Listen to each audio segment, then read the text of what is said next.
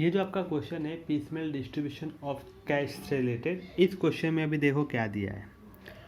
Partnership of UMNK was dissolve on 31 अक्टूबर को उनका dissolution हो चुका है और उनका बैलेंस शीट आपको दिया गया है। कैपिटल UMRK का रिजर्व है और क्रेडिटर है। इस क्वेश्चन में रिजर्व दिया है, मतलब हमें एडजस्टेड कैपिटल फाइंड आउट करना पड़ेगा। कैसे फाइंड करना है? आपका जो रिजर्व है वो अमाउंट उनके रेशियो से 3:2:1 के रेशियो से डिस्ट्रीब्यूट करेंगे, तो जिससे हमें हमारा एडजस्टेड कैपिटल मिलेगा।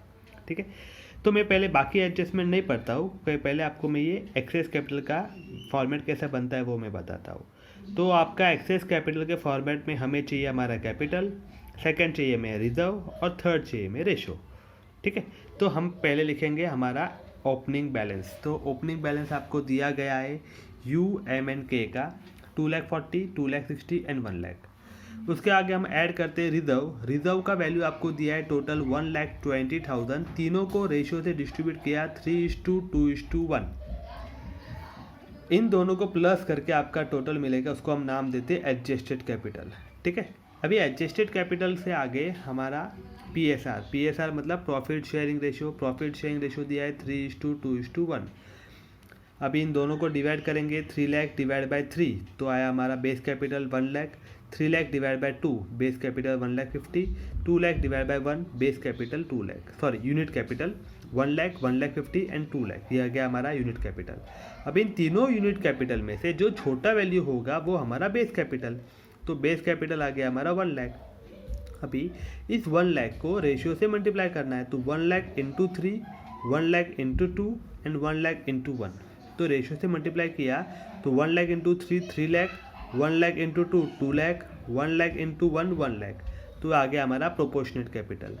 अभी एडजस्टेड कैपिटल में से प्रोपोर्शनेट कैपिटल माइनस करना है, तो 3 lakh minus 3 lakh nil, 3 lakh minus 2 lakh 1 lakh and 2 lakh minus 1 lakh 1 lakh. तो ये हो गया हमारा एक्सेस कैपिटल। अभी इस एक्सेस कैपिटल के आगे वापस से हमारा PSR मतलब प्रॉफिट शेयरिंग रेशियो आपको दिया गया है 2:1। इसका नहीं लिखना है क्योंकि ये नील हो गया है। अभी इसका 2:1, तो 1 लाख डिवाइड बाई 2 तो ये आ गया हमारा unit capital 50,000 and 1 lakh divide by 1 ये आ गया हमारा यूनिट कैपिटल 1 लाख। फिर से वापस दोनों में से जो छोटा वैल्यू होगा वो हमारा बेस कैपिटल, तो 50,000 हमारा बेस कैपिटल। उस 50,000 को मल्टीप्लाई करना है रेशियो से, तो 50 इंटू 2 1 लाख एंड 50 इंटू 1 50। अभी आपका जो यहाँ पे एक्सेस कैपिटल का वैल्यू आया था उसमें से ये माइनस करेंगे तो आपको बैलेंस मिलेगा, तो 1 lakh minus 1 lakh nil and 1 lakh minus 50,000, तो ये आपका बैलेंस 50,000। ठीक है, फिर हम हमारा ऑर्डर ऑफ पेमेंट लिखते हैं। तो ऑर्डर ऑफ पेमेंट लिखने के लिए आपको नीचे का एडजस्टमेंट क्या है वो मैं अभी आपको समझाता हूँ। तो अभी यहाँ पे आगे इंफॉर्मेशन दिया है, प्रॉफिट शेयरिंग रेशियो उनका 3:2:1 है and they decided to distribute the cash and when it was received. मतलब वही कि हमें जब जैसा पैसा मिलेगा वैसे हम उसको डिस्ट्रीब्यूट करते जाएंगे। ये सेंटेंस बहुत इंपॉर्टेंट है आगे वाला कि you agreed to work as a receiver on a remuneration of ₹10,000 and to bear all expenses of realisation. मतलब कि यू हमारा जो पार्टनर है उसने कहा कि ये जो सारा रियलाइजेशन का कामकाज है, मतलब कि असेट को बेचना और लाइबिलिटीज को पेड करना, ये सारा का सारा मगजमारी ये मैं खुद लूँगा। कौन कहता है? यू कहता है कि ये सब मैं कर लूँगा, लेकिन मुझे आप 10,000 रुपया दे देना। रेम्यूनरेशन मतलब वो कहता है कि मुझे इसके लिए मुझे 10,000 रुपया पगार चाहिए और जो कुछ भी खर्चा होगा सारा का सारा खर्चा मैं खुद पेड कर लूँगा। तो अभी उसने क्या कहा कि मैं 10,000 रुपया लेके सब काम करूँगा, सब खर्चा भी मैं पेड करूँगा।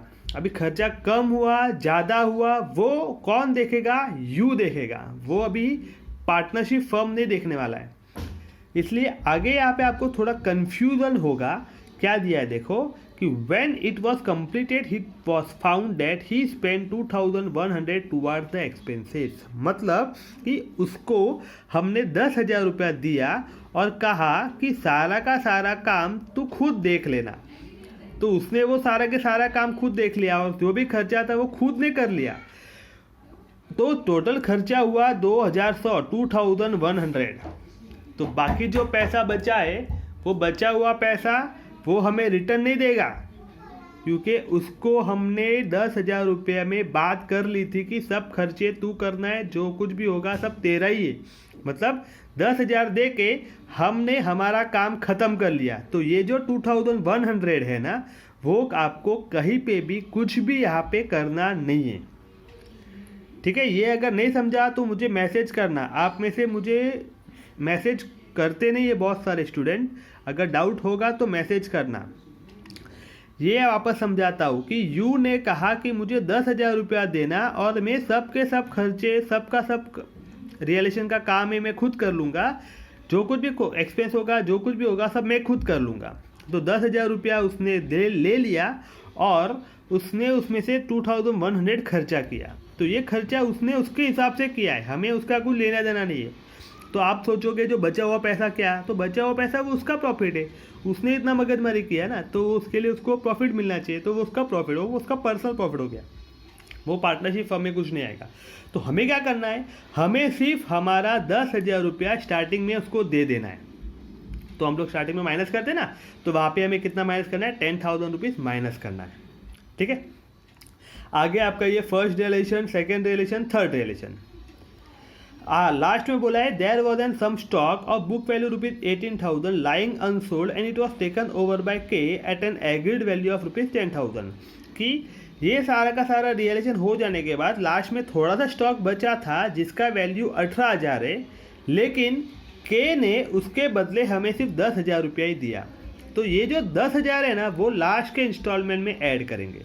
तो ये 18,000 का क्या है, तो 18,000 का कुछ नहीं करना है, हमें जितना रुपया मिल रहा है उतना ही रुपया यहाँ पे ऐड हो जाएगा। ठीक है, ये आपका लास्ट रियलेशन में ऐड करना है 10,000 रुपीज़। ओके, तो अभी हमारा ऑर्डर ऑफ पेमेंट इस हिसाब से आएगा। पहला, पे फॉर रियलेशन एक्सपेंसेस 10,000 रुपीज़ रियलेशन का खर्चा हमको देना पड़ेगा, फिर क्रेडिटर को पेड करेंगे। ये 80,000 है, मैंने गलती से 1,20,000 लिख दिया है, यहाँ पे 80,000 है। लास्ट, पे टू पार्टनर कैपिटल ऑर्डर के हिसाब से। पार्टनर कैपिटल को पहला के को पेड करेंगे ये 50,000, फिर के को 1,50,000 एंड फाइनल पे टू ऑल। ठीक है, तो अभी ये हमारा ऑर्डर ऑफ पेमेंट के हिसाब से कॉलम बनेगा। तो ये हमारा column particular, bank, outsider liability एक ही है, क्रेडिटर और कैपिटल ये डायरेक्ट लोन नहीं है, इसलिए डायरेक्ट यू, एम और के का कैपिटल। अभी इसमें बैलेंस कहाँ से लिखना है वो तो आपको समझ में आ चुका होगा।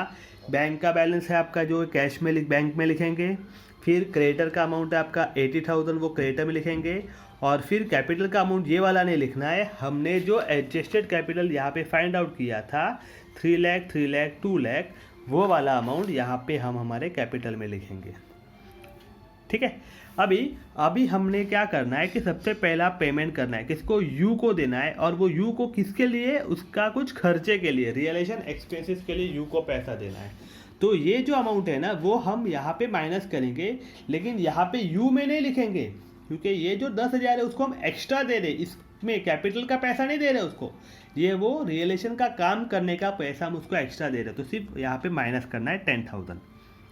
ठीक है, 20 - 10 माइनस किया तो बचा 10। अभी पेमेंट क्रेडिटर को करना है, तो 80,000 देना था, है मेरे पास 10,000, तो मैं 10,000 ही दे पाऊँगा, तो 10,000 दे दिया, बैलेंस नील हो गया, तो सबका बैलेंस वापस पेंड किया। अभी हमारा फर्स्ट रियलेशन 90,000, उसमें से मैंने क्रेडिटर को 70,000 देना है, तो 70,000 दे दिया, तो बचा अभी 20। अभी वो 20 किसको दूँ, तो कैपिटल को दूँ। तो कैपिटल में से सबसे पहला कौन है, तो पहला हमारा के है। कितना है, के को देना है 50,000, मेरे पास है कितना, अभी मेरे पास है सिर्फ 20, तो 20 दे दिया, ये बैलेंस नील हो गया, तो सबका बैलेंस फाइंड आउट किया। अभी हमारा सेकेंड रियलेशन 2,40,000, आपको जो के को देना था, के को अमाउंट देना था 50,000, लेकिन मेरे पास था सिर्फ 20,000, इसलिए तभी मैंने सिर्फ उसको 20,000 ही दिया था। जो अभी बचा ना वो 30,000 यहाँ पे पेमेंट करूँगा। ये अच्छे से समझ लेना, पहला हमारा फर्स्ट पे टू के था, के को टोटल देना था 50, लेकिन यहाँ पे मेरे पास सिर्फ 20 था ना, इसलिए मैं 20 दे चुका था, 20 दिया था, और जो बचा 30 वो यहाँ पे पेड करूँगा। अभी नेक्स्ट पे टू MNK 1.5 लाख रुपया, 1,50,000 दोनों को पेड करना है, तो रेशियो से पेड किया 2:1। एंड फाइनल पे टू ऑल को पेड किया 60,000, वो इन तीनों को रेशियो से पेड किया। ठीक है। फिर ये बैलेंस नील हो गया तो सबका बैलेंस फाइंड आउट किया। अभी हमारा थर्ड रिलेशन में यहाँ पे ध्यान देना है। थर्ड रिलेशन में आपको बोला था 2,28,000 और हमारे पास जो स्टॉक बचा हुआ था जिसकी वैल्यू भले 18,000 है, लेकिन के कहता है कि मैं आपको सिर्फ 10,000 ही दूंगा। तो आपको कितना मिल रहा है? 10,000 मिल रहा है, तो 2,28,000 में ऐड करेंगे। तो इसको हम ऐसा लिखते हैं, third relation 2,28,000 plus stock taken by के 10,000, टोटल 2,38,000 वो पे टू ऑल। फिर हमारा बैलेंस जो बचेगा वो पॉजिटिव आ रहा है। पॉजिटिव आ रहा है मतलब ये उनके लिए लॉस है, तो ये लॉस लिखना है। ठीक है।